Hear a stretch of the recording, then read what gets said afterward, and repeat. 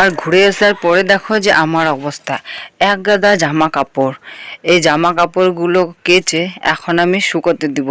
তো অর্ধেকগুলো জামা কাপড় আজকে কাচবো আর অর্ধেকগুলো আমি তার পরের দিন কাচবো, কারণ অতগুলো জামা কাপড় একদিনে না কাচা যাবে না।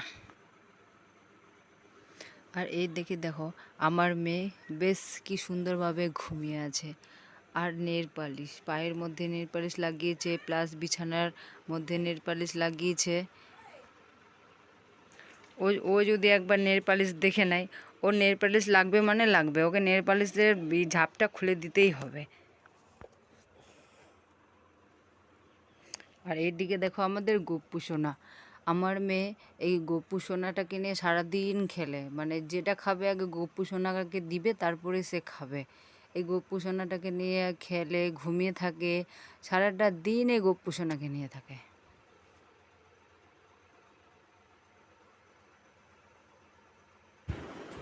আমার মেয়ে ঘুমিয়ে আছে, সে ফাঁকের মধ্যে আমি তার খাবারটা তৈরি করে নিই। সে উঠলেই কান্নাকাটি করবে, তখন খাবারটা তৈরি করতে পারবো না।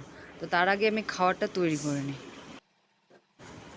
দেখো ঘুম থেকে ওঠার পর সে জামা খুলে দিয়েছে, আর উঠে সে মেঝেতে গড়াগড়ি খাচ্ছে আর গান করছে।